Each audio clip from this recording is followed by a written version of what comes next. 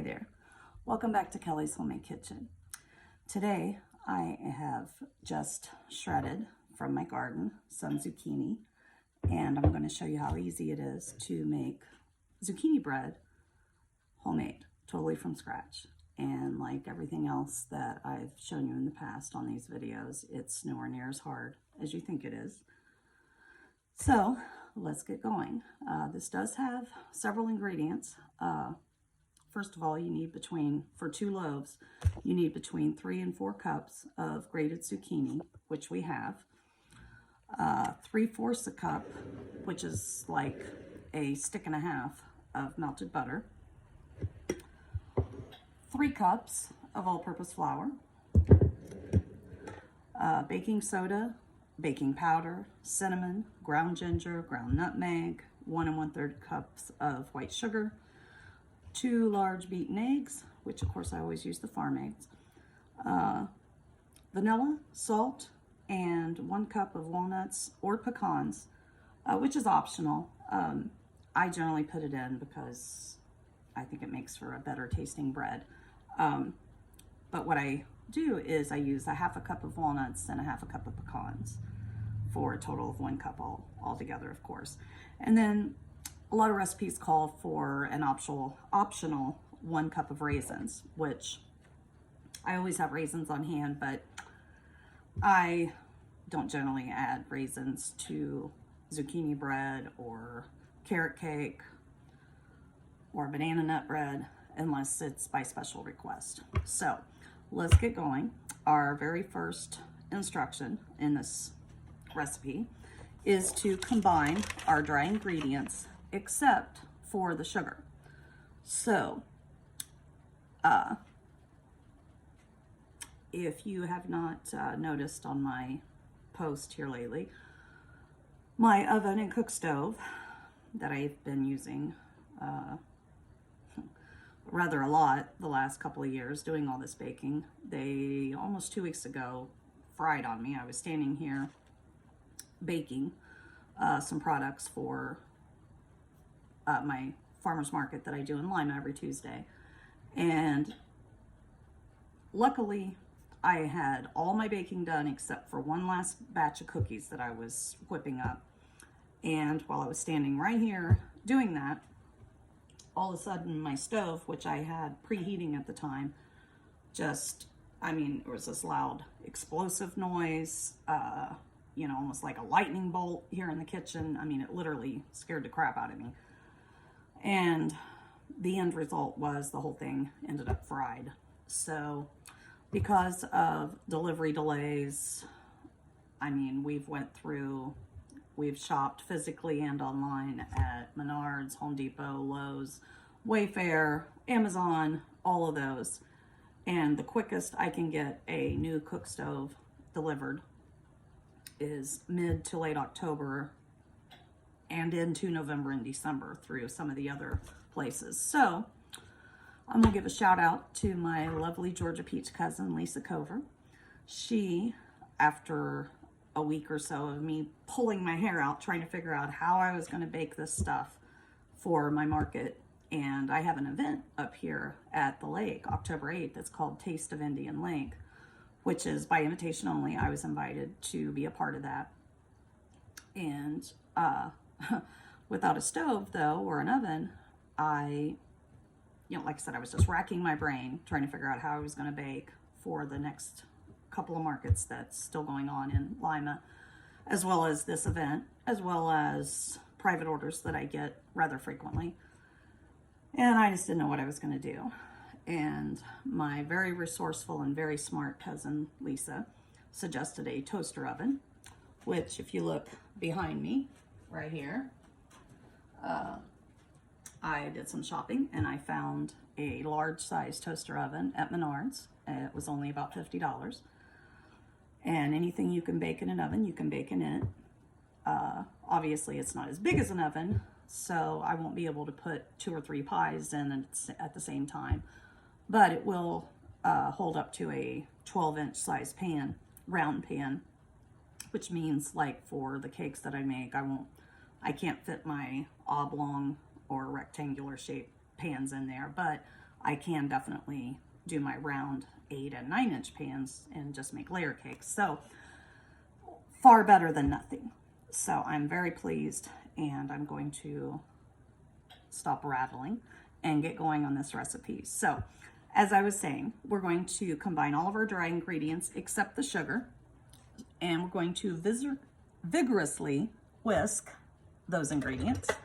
So our dry ingredients are 3 cups of all-purpose flour, 1 teaspoon of baking soda, and something I like to do as I'm going along with recipes such as this, the things as I add them, I prefer setting them over to the side so I'm not suddenly wondering did I already add that, you know. So 1 teaspoon of baking soda, 1 teaspoon of baking powder,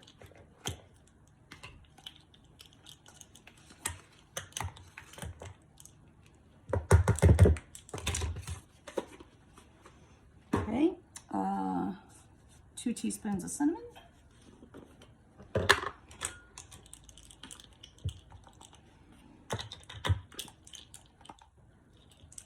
and of course, whether you're using a regular oven or a toaster oven, as I happen to be at the moment, you'll want to preheat that, which is what I've got going on now, of course, because obviously it's so much more convenient when you have your batter ready to go into the oven.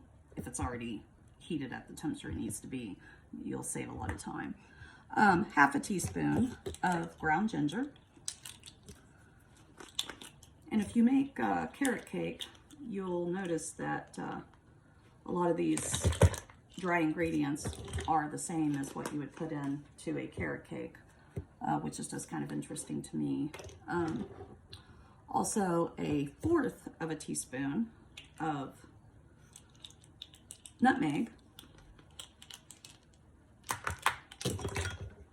Pretty much everything we've put in so far is the same kinds of things you would put into a carrot cake. Let's see. If you are not using salted butter, you'll want to add 1/4 of a teaspoon of salt. I usually don't use salted butter. This time I am, because that's what I've got on hand. So I'm not going to add any salt to that. So these are my dry ingredients except for this white sugar. So I'm going to whisk vigorously as the recipe calls for. So I'm just going to, as I said, get that whisked. Okay. Now, in a separate bowl, we're going to whisk the sugar, eggs, and vanilla. So we will set these dry ingredients to the side for a moment. Add our sugar in this separate bowl. Sugar, our beaten eggs,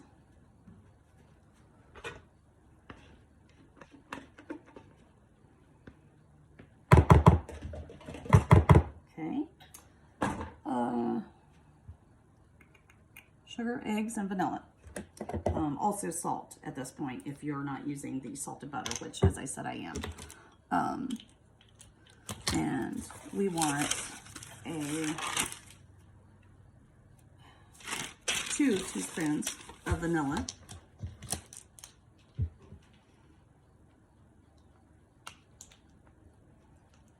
And if you go over with that a little bit, like I've said before in other videos, it's really not a big deal.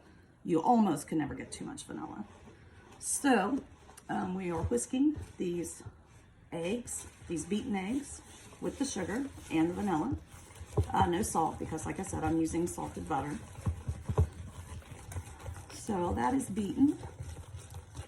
Now we are going to stir in the grated zucchini, which I have here, and because it's a bigger bowl, I'm going to actually stir the sugar and eggs and vanilla mixture in with it.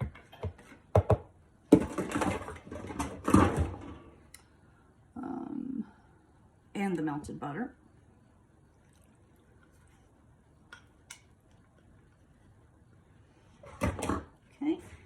now. Just gonna get that stirred up as best we can. It's not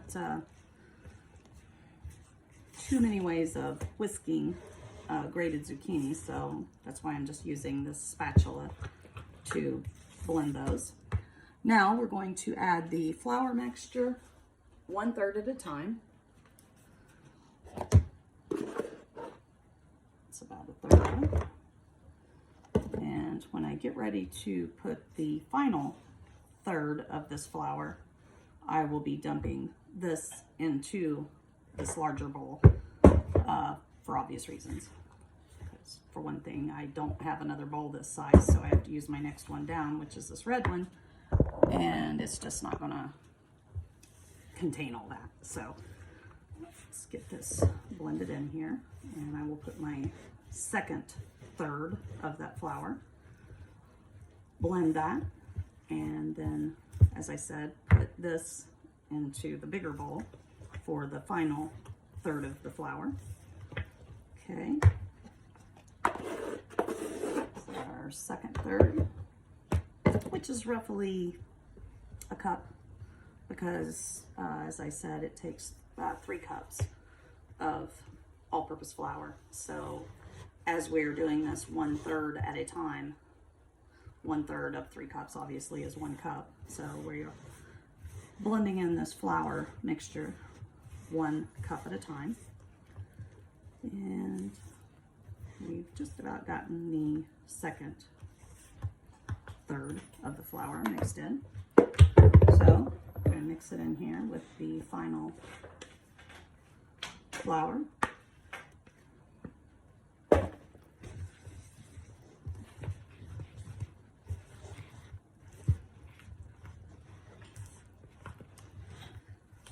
And once this is blended, the only thing left are your walnuts and or pecans, which, as I said, I use 1/2 cup of walnuts, 1/2 cup of pecans for this. You don't have to use either, either or both. You can use one or the other, or, as I said, neither.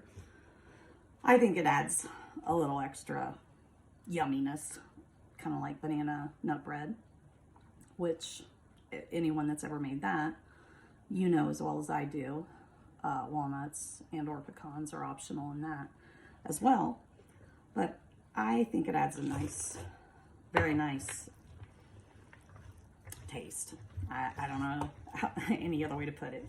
So I am mixing the walnuts and pecans into this, and I've already sprayed my loaf pans with Pam, which I've recently discovered. I've mentioned this more than once on my videos, that it really doesn't make a difference if you use the store brand cooking spray or if you buy Pam, the name brand. I don't know whatever happened to Mazola cooking spray. You know, that used to be on the shelf, but you know, I haven't seen that in a long time. But the store brand obviously is a little less expensive. You can get a kind of a tall can of it, the Walmart brand, for like $1.88, I think it is. It's been that price for a few years, which isn't bad, of course. At Dollar General, you can get their brand, Clover Valley, of the cooking spray for couple dollars or so. But anyway, I have recently discovered the Pam is worth the extra $1 that it cost above the generic, the store brand types. It's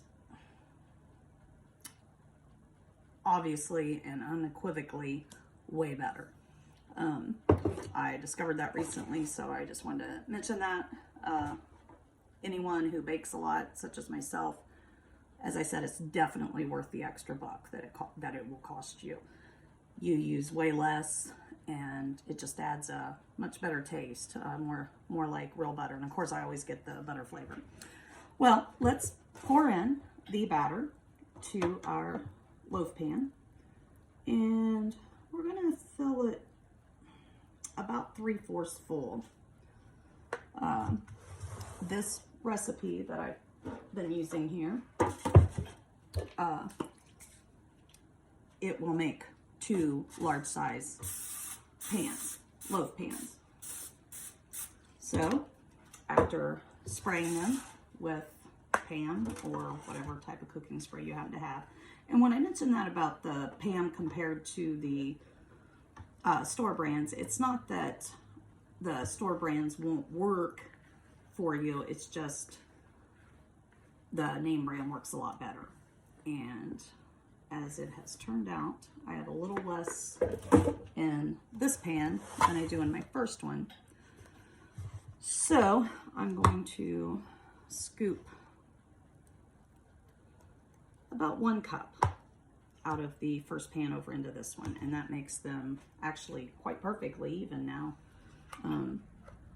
You know, it's no big deal if you have to do that. You don't want one loaf to be nice and risen and, you know, nice size, and then the other one look like, you know, it didn't get all of its vitamins or something, you know.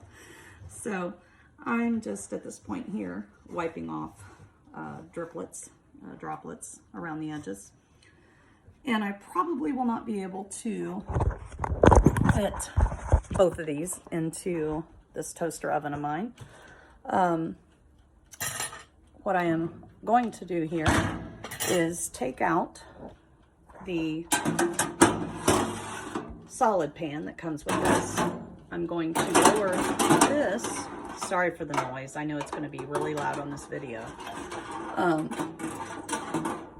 Putting the rack, as you see, about the middle.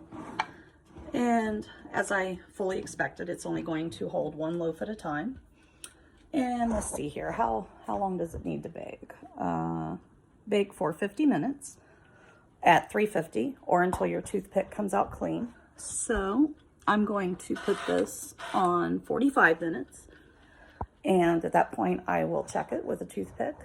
And when these loaves of zucchini bread are done, I'll have to come back with a part 2 because of my well-known lack of video editing technology. I'll be back in roughly an hour and show you how this turned out. I thank you for watching. I thank you for subscribing, and we'll be back in about an hour. Happy baking.